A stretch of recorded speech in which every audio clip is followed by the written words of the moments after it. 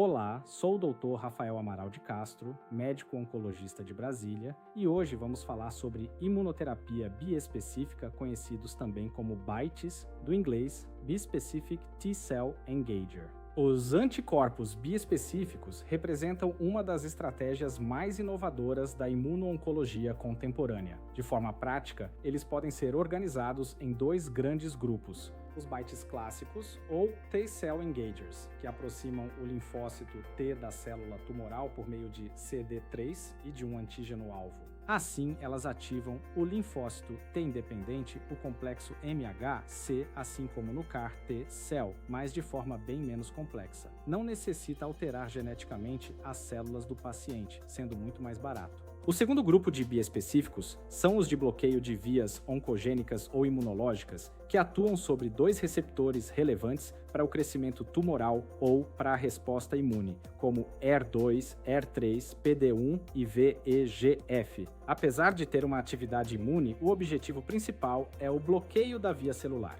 Contudo, em ambas as abordagens, o objetivo é o mesmo: potencializar a precisão terapêutica e ampliar a eficácia antitumoral. No entanto, no primeiro grupo exige-se protocolos mais rígidos de prevenção de complicações de hiperativação do sistema imune, como a tempestade de citocinas. Já no grupo de bloqueio de dois receptores, esse cuidado pode ser mais simples. Dentro dessa classe medicamentosa, os BiTEs clássicos inauguraram uma nova era ao demonstrar que é possível redirecionar a resposta imune de maneira altamente seletiva, mesmo em doenças avançadas e refratárias. Já os biespecíficos de bloqueio ampliaram esse conceito para além do recrutamento de linfócitos T, incorporando mecanismos de duplo bloqueio molecular em tumores sólidos. Essa evolução ajuda a explicar por que essa classe terapêutica vem ganhando espaço tanto na hematologia quanto na oncologia de tumores sólidos. Para ilustrar, iniciemos com o blenitumomab, o primeiro BiTE liberado. Ele consiste em dois fragmentos variáveis de cadeia única, onde um se liga ao CD3 e o outro ao CD19, com um conector flexível entre eles. Essa proteína BiTE pode conectar uma linfócito T e uma célula tumoral CD19 ou uma célula B CD19, ligando simultaneamente CD3 e CD19, independente com complexo apresentador de antígeno, conhecido como MHC. Quando ambos os fragmentos variáveis de cadeia única se ligam aos seus antígenos-alvo, a ativação do linfócito T é desencadeada, o que leva à liberação de grânulos citotóxicos, citocinas e à proliferação dos linfócitos T. A lise da célula tumoral ou da célula B envolve a perfuração da membrana, seguida pela morte celular, programada induzida por granzimas. As BiTEs promovem a morte em série pelos linfócitos T ativados. Essa droga exige abordagens para limitar eventos neurológicos adversos causados pelo tratamento, como veremos mais à frente. Outro tratamento que mudou dramaticamente nos últimos anos foi o mieloma múltiplo, graças ao desenvolvimento dessas novas imunoterapias biespecíficas. As imunoterapias são um grupo de tratamentos que aproveitam o poder do seu próprio sistema imunológico para ajudar a matar as células cancerígenas. Os anticorpos biespecíficos são um tipo de imunoterapia que pode se ligar simultaneamente a marcadores de superfície em dois tipos diferentes de células. Uma parte do anticorpo biespecífico se liga a um marcador encontrado na superfície das células de mieloma. O antígeno de maturação de células B, ou BCMA, é um exemplo de um marcador comumente encontrado em células de mieloma que pode ser usado como alvo. A outra parte de um anticorpo biespecífico se liga ao receptor CD3 na superfície das células T. Ao se ligarem a esses dois marcadores ao mesmo tempo, os anticorpos biespecíficos ajudam a aproximar as células T que matam o câncer do contato próximo com as células de mieloma, facilitando para o seu sistema imunológico reconhecer e destruir as células de mieloma. Diferentemente de algumas outras formas de imunoterapia, os anticorpos biespecíficos não precisam ser personalizados para o paciente individual como no CAR T-cell. Eles podem ser usados de forma pronta para uso. O teclistamab foi o primeiro anticorpo biespecífico aprovado para o tratamento do mieloma múltiplo. O teclistamab é um BiTE direcionado a BCM, a que se liga às células TCD3 e é administrado como uma injeção sob a pele. Em ensaios clínicos, o teclistamab demonstrou taxas de resposta profundas e duráveis para adultos com mieloma múltiplo recidivante ou refratário que receberam pelo menos 4 linhas de terapia anteriores, incluindo as 3 principais classes de medicamentos antimieloma, ou seja, um inibidor de proteasoma, um agente imunomodulatório e um anticorpo monoclonal anti-CD38. Antes de receber a dose completa do teclistamab pela primeira vez, o paciente recebe 2 doses de adaptação com concentrações crescentes no hospital com pelo menos 48 horas de monitoramento após cada dose. O processo inicial requer uma internação hospitalar preventiva. Após as 2 doses de aumento e a primeira dose completa, o teclistamab pode ser administrado na clínica ambulatorial uma vez por semana. O teclistamab está disponível apenas através de um programa restrito chamado Estratégia de Avaliação e Mitigação de Risco do Teclistamab, ou REMS. Os profissionais de saúde e centros devem ser certificados em REMS para fornecer teclistamab. Outras terapias com anticorpos biespecíficos também estão sendo investigadas em ensaios clínicos para o tratamento do mieloma múltiplo. Algumas delas também visam BCMA, como o teclistamab, enquanto outras visam diferentes marcadores encontrados em altas concentrações na superfície das células de mieloma, como o receptor acoplado à proteína GGPRC5D ou outro receptor conhecido como FcRH5. Algumas terapias com anticorpos biespecíficos são administradas sob a pele do seu estômago ou coxa. Outras são administradas através de uma infusão intravenosa. Em ensaios clínicos de anticorpos biespecíficos, alguns efeitos colaterais graves foram observados. Um possível efeito colateral é conhecido como Síndrome de Liberação de Citocinas, ou CRS. Essa reação pode ocorrer quando as células imunológicas afetadas pelo medicamento liberam rapidamente muitos sinais inflamatórios, conhecidos como citocinas, na corrente sanguínea. A CRS pode causar febre, náusea, dor de cabeça, erupção cutânea, batimento cardíaco acelerado, pressão arterial baixa e dificuldade para respirar. Em casos raros, a CRS grave está associada ao risco de falha de múltiplos órgãos e morte. Sua equipe de cuidados de saúde o monitorará de perto para CRS durante suas primeiras infusões. Terapias estão disponíveis para tratar a CRS se ela ocorrer. A neurotoxicidade também foi observada em alguns pacientes, incluindo uma condição conhecida como Síndrome de Neurotoxicidade Associada a Células Efetoras Imunológicas, ou ICANS. Como a CRS, a ICANS ocorre quando as células imunológicas afetadas pelos anticorpos biespecíficos liberam citocinas que causam inflamação no sistema nervoso central. Isso pode levar a dores de cabeça, confusão e níveis alterados de consciência. Em casos raros, efeitos colaterais graves, como convulsão, edema cerebral, coma ou morte, podem ocorrer. Sua equipe de cuidados de saúde o monitorará de perto quanto a sinais de neurotoxicidade após tomar um anticorpo biespecífico.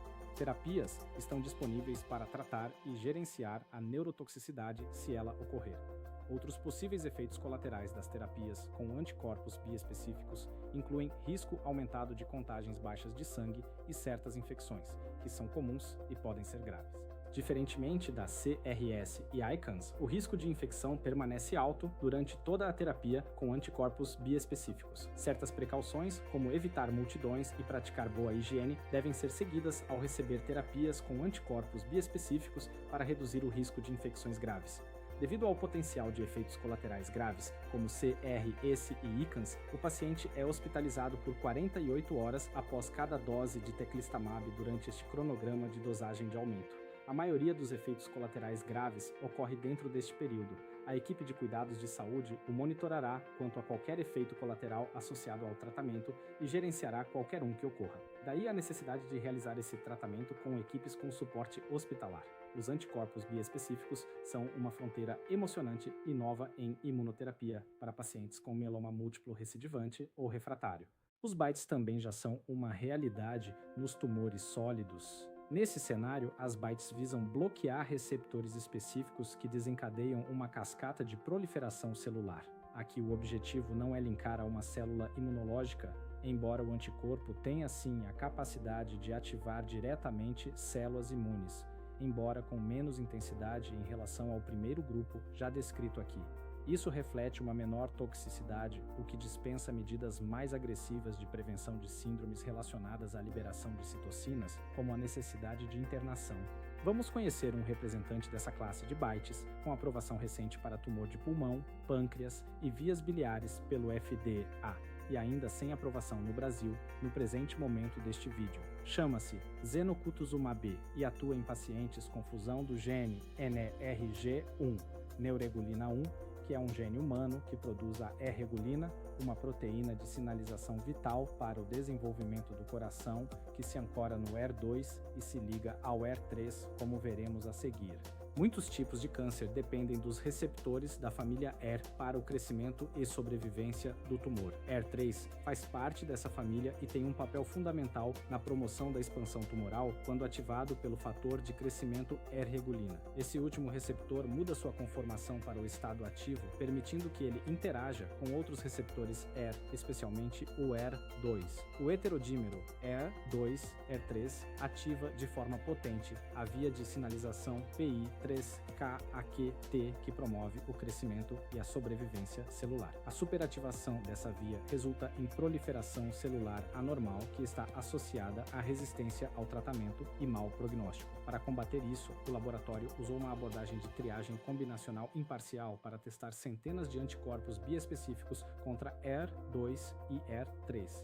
MCL-A128, conhecido como zenocutuzumab, foi identificado como um bloqueador potente do sinal do ER3 induzido pela erregulina. O zenocutuzumab exerce sua atividade terapêutica ao se ligar sobre o ER2, bloqueando o local de ligação da erregulina no ER3. A potência do mecanismo de ligação e bloqueio é resultado da ligação ao ER2, que não é afetada por altas concentrações de erregulina, e do posicionamento ideal do braço de ligação inibitório do ER3. Desta forma, o zenocutuzumab bloqueia a ativação da via de sinalização PI3KAQT, responsável pelo crescimento e sobrevivência tumoral. O zenocutuzumab está em avaliação como terapia para câncer de mama e outros tumores com superativação da sinalização ER3. Na prática clínica atual, além das moléculas já mencionadas até aqui, vale lembrar outras terapias biespecíficas que já passaram a ocupar papel relevante em oncologia. Entre os exemplos mais importantes na área hematológica estão o blinatumomab em leucemia linfoblástica aguda B,